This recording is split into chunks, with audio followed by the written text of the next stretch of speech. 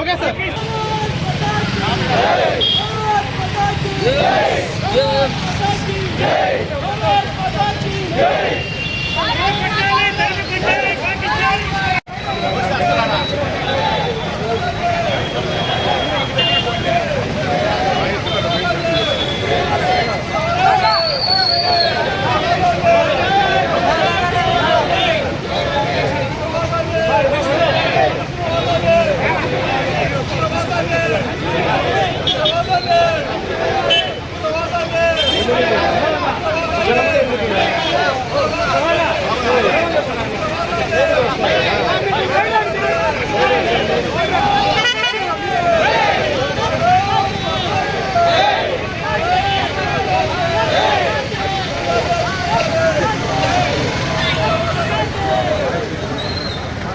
అరే వాయిస్ ఇస్తాను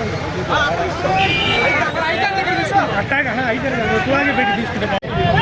బ్యాటరీ తీసుకోవాలి, లైట్ కావాలి కదా. పాకిస్తాన్ ముష్కర్లను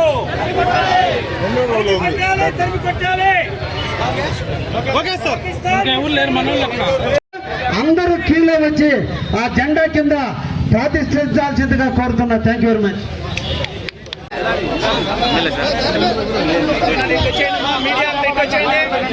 దాన్ని పెట్టకండి, అది పాడైపోతుంది.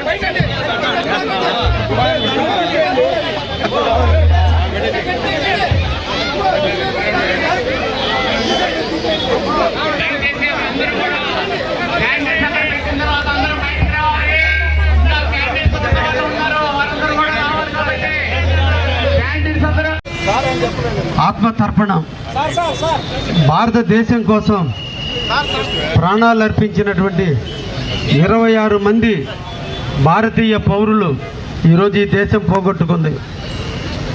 నాడు 3,15,00,000 మంది ప్రాణ త్యాగం చేస్తే ఆ జెండా మనకి దక్కింది. ఈరోజు ఆ స్వతంత్ర ఫలాలను మనం అనుభవిస్తున్నాం.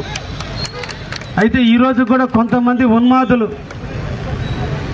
అన్ని భాషలకు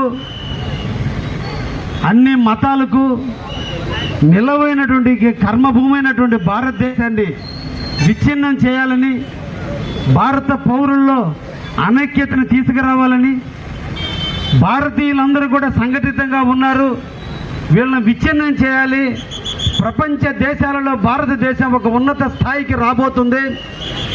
ఈ రోజున ఇన్ని భాషలు, ఇన్ని కులాలు, ఇన్ని మతాలు ఉన్నటువంటి ఈ భారతదేశం ఎవరికి కూడా తలొగ్గకుండా స్వతంత్ర ప్రతిపత్తిగా ఎదుగుతుంది. ఈ దేశాన్ని విచ్ఛిన్నం చేయకపోతే భవిష్యత్తులో భారతదేశ నీడనే మనం అందరం కూడా బతకాల్సి వస్తుంది అని కొంతమంది దుర్మార్గులు చేసినటువంటి చర్యలో భాగంగా మొన్నటి 22వ తేదీన మన భారతదేశానికి సంబంధించినటువంటి 26 మంది యువకులని, 26 మంది వివిధ భిన్నమైనటువంటి రంగాలకు చెందిన నిష్ణాతుల్ని ఈ దేశం కోల్పోయింది.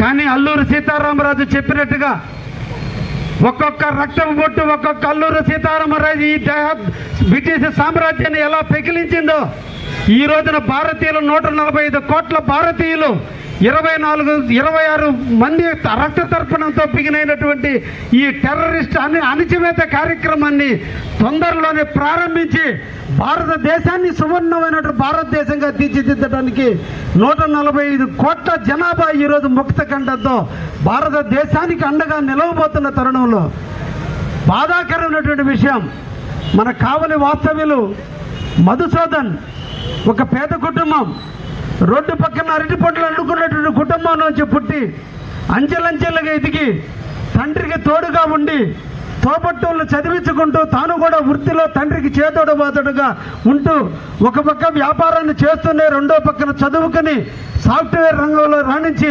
అమెరికాకి వెళ్ళి కాదు ఈ దేశంలోనే బతకాలి, ఇండియాలోనే బతకాలి, ఇండియా గాలినే పీల్చాలి, తల్లిదండ్రుల ప్రేమను మనం అందించాలి అనేటువంటి దృఢ సంకల్పంతో అమెరికా నుంచి వచ్చి వారంలో బెంగళూరులో స్థిర నివాసం వేసుకుని తను భార్య ఆయన ఐబిఎంలోనూ వాళ్ళ భార్య టీసీఎస్లో సాఫ్ట్వేర్ రంగంలో ఉద్యోగాలు చేస్తూ వారంలో 3 రోజుల పాటు తండ్రి దగ్గరికి వచ్చి తండ్రికి చేదోడుగా ఉంటూ ఎక్కడ కూడా కల్మషం లేని తన బంధువులందరినీ ఉద్యోగస్తులు చేసుకుంటూ నేను ఒక్కటే ఎదగడం కాదు, నా పక్కన్న వాళ్ళు కూడా ఎదగాలని ఒక దృఢ సంకల్పంతో వాళ్ళ బంధువులందరినీ కూడా ఉద్యోగస్తులు చేస్తూ నేటికి కూడా వారానికి 3 రోజులు కావలికి వచ్చి వాళ్ళ తండ్రి 77 సంవత్సరాల వయసు కలిగిన తండ్రికి చేదోడు బాదోడుగా ఉంటూ తల్లిని తండ్రిని చూసుకుంటూ ఒక పక్క వృత్తిని, ఒక పక్క ఫ్యామిలీని, ఒక పక్క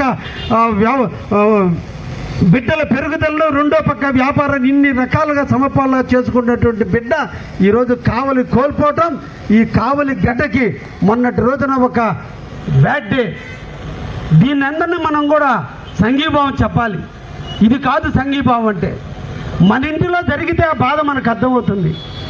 ఎక్కడో దేశానికి వెళ్ళి విహారయాత్రకి వెళ్ళి పిల్లలు చదువుకున్నారు, వాళ్ళకి కూడా ప్రాంతాలు చూపించాలి, ఆ బిడ్డలు ఇంకా ఎదగడానికి మానసిక వికాసాన్ని తీసుకురావాలని బిడ్డల చదువు పూర్తయితే ఎగ్జామ్ రాసిన మరుసనాడే బిడ్డలు తీసుకుని వాళ్ళ కళ్ళల్లో ఆనందం కోసం పోయినటువంటి వ్యక్తి ఈరోజు వాళ్ళ కళ్ళల్లో నీరు కార్చి ఈరోజు భార్య చేతిలో పెట్టి చేతిలో చెయ్యేసి ఇద్దరు వాళ్ళ పొనుకుంటే ఆ టెర్రరిస్టులు ఆ బిడ్డని 42 తూట్లతో తూల్చి కాల్చి చంపినటువంటి వైనం. ఇది మన కావలికి జరిగిన అన్యాయం, ఇది కావలికి జరిగిన ఘోరం. కాబట్టి ఈరోజు పోతా మనం ఏమి ఎత్తుకోపోం, డబ్బుతో పోం, కీర్తితో పోవాలి. పోతే 10 మంది మనల్ని గుర్తించుకోవాలి. చనిపోతే మన చిరంజీవిగా బతకాలి. బతికినప్పుడు కాదు, చనిపోయినప్పుడు తోడుండాలి. ఇది కాదు మన కావలి గడ్డ. ఈరోజు సంఘీభావం ఇలా కాదు, ప్రజలు స్వచ్ఛందంగా రావాలి. ఎలా వస్తారు? రేపు మీ ఇళ్లలో అన్యాయం జరిగిన రోజు ప్రజలు ఒక బిడ్డకి అన్యాయం జరిగితే ఆ బిడ్డ సంఘీభావం చెప్పాల్సిన పరిస్థితుల్లో ధనం వైపు మనుషులు చూస్తున్నారే తప్ప మానవతా విలువలతో లేని రోజుల్లో మనకే అదే అన్యాయం జరిగితే, మన ఇంటిలో జరిగితే ఆ నలుగురు కూడా మనకు దొరక్కపోతే మన జీవితాలు ఏందో ఒక్కసారి ఆలోచించాలి. ఒక కంటింపు కాదు, కావలిలో ఒక చైతన్యానికి నాంది పలకాలి. చాలా బాధాకరమైన విషయం నాకు. ఒక బిడ్డ టెర్రరిస్టులో చనిపోయి ఈరోజు ఆ బిడ్డలకి తోడు తల్లి తండ్రి నిండా నేర్మిచ్చే కొడుకు చనిపోతే, భార్యకు భర్త లేని లోటు ఏర్పడితే, బిడ్డలకి తండ్రి లేని లోటు ఏర్పడితే ఈరోజు ఎక్కడెక్కడ మంత్రులు ఎవరెవరు వచ్చి పరామర్శిస్తుంటే కావలిలో పుట్టి కావలి గడ్డ మీద బతుకుతూ మన కావలి వాడు చనిపోతే కనీసం సంఘీభావం చెప్పలేకపోతే మనం ఆ టెర్రరిస్టుల కంటే దుర్మార్గులు అని చెప్పడానికి నాకు ఇటువంటి సిగ్గు లేదు. ఇంక దేనికి మానవత్వం? ఇదే మనం ఇచ్చాల్సిన ధర్మం. ఏం పోతా ఎత్తుకోపోతాం మనం చనిపోతే, ఆ బిడ్డ చనిపోతే నిన్న 6 కిలోమీటర్లు నడిచి మంత్రుల కాడి నుంచి అందరూ నడిచి సాగనంపారు. ఈ డబ్బు రేపు మనతో నడవదు, మీరు చేసే సేవలే నడుస్తాయి. నాకు కొంచెం బాధ అనిపించింది, దయించి అర్థం చేసుకోమని చెప్తున్నా. ఎప్పుడు కూడా కష్టాల్లో ఉన్నప్పుడే మనిషి అవసరం. సుఖాల్లో చాలామంది వస్తారు, కష్టాల్లో ఉన్నప్పుడే మనుషులు అండగా ఉండాలి. వాళ్ళని డబ్బుతో సహాయం చేయాల, మేమున్నామని ధైర్యం ఇవ్వాలి. ఆ బిడ్డకి మేము చూపించిన ప్రొఫెషన్ ఈరోజు ఆ తల్లి దగ్గరకు పోతే భర్త చనిపోయినటువంటి దానికంటే కూడా నా భర్తని గౌరవంగా సాగనింపిన కావలికి ఆ పిల్ల చెల్లుడు చేస్తే నిజంగా నేను ఆనందించా. అది మన కావలి, అలా ఉండాలి మన కావలి. బ్రహ్మం గారు చెప్పింది కనకపడ్డం అంటే డబ్బు కాదు, కీర్తితో ఉన్నటువంటి కావలి కావాలి. త్యాగాలకు ప్రతీకగా కావలి ఉండాలి, అప్పుడే కావలి కనకపడ్డాం. దయించి ఇటువంటి విపత్కర పరిస్థితులు వచ్చినాడు అందరం సంఘటితగా మేము మీ కుటుంబానికి అండగా ఉన్నామని చెప్పాల్సిన అవసరం ఉంది అని తెలియజేయడానికే ఈ రోజున మళ్ళా మేము క్యాండిల్ ర్యాలీని ఏర్పాటు చేశాం. ఇక్కడికి వచ్చిన అందరికీ కూడా ధన్యవాదాలు తెలియజేస్తున్నా. మనందరం మనుషులం, మనందరం భారతీయులం. కులాలు వేరు, మతాలు వేరు, వర్గాలు వేరు, పండుగలు వేరు, పెంపుదలు వేరు, పుట్టినరోజులు వేరు, చచ్చిపోయే రోజులు వేరు, పెళ్లి రోజులు వేరు, కానీ అందరం కలిసిమెలిసి ఉంటున్నాం. కనీసం కొంచెత్తైనా మానవత్వంతో మనం ఒక్క 2 నిమిషాలు మనం సంతాపం ప్రకటించాలి. 2 నిమిషాలు ఆ కుటుంబానికి మేము అండగా ఉన్నాం ధైర్యం చెప్పాలి. అదే మనం మానవుడుగా మనం చేయాల్సినటువంటి అవసరం. ఈ సందర్భంగా సోదరుడు మధుసూదన్ రావు గారి కుటుంబానికి ప్రగాఢమైన సానుభూతిని అందిస్తూ 26 మంది ఈరోజు దేశాన్ని పొట్టను పెట్టుకున్న టెర్రరిస్టులు అంతమొందించేంత వరకు ఈ దేశం ఒకటై ఇంతెంతై ఒటింతై అన్నట్టుగా ఈ దేశంలో ఉన్నటువంటి 147 మంది ఉమ్మూస్తే పాకిస్తాన్ ఎక్కడికో పోయేటువంటి పాకిస్తాన్ ఈరోజు మనల్ని బెదిరిస్తుందా? సాధ్యపడుతుందా? సాధ్యం అవుతుందా? ఒక్క కన్నెర్ర చేస్తే 12 గంటలు చాలు పాకిస్తాన్ని అంతమొందించడానికి. అటువంటి పాకిస్తాన్ ఈరోజు మనలో కులాల మధ్య మతాల మధ్య చిచ్చును ఏర్పాటు చేస్తుంటే చూస్తూ వరకాల్సిన అవసరం ఉందా? ఆలోచించండి అని చెప్పి ఈరోజు తెలియజేస్తూ మిత్రులు డిఎస్పీ గారిని మాట్లాడవలసిందిగా కోరుతున్నా.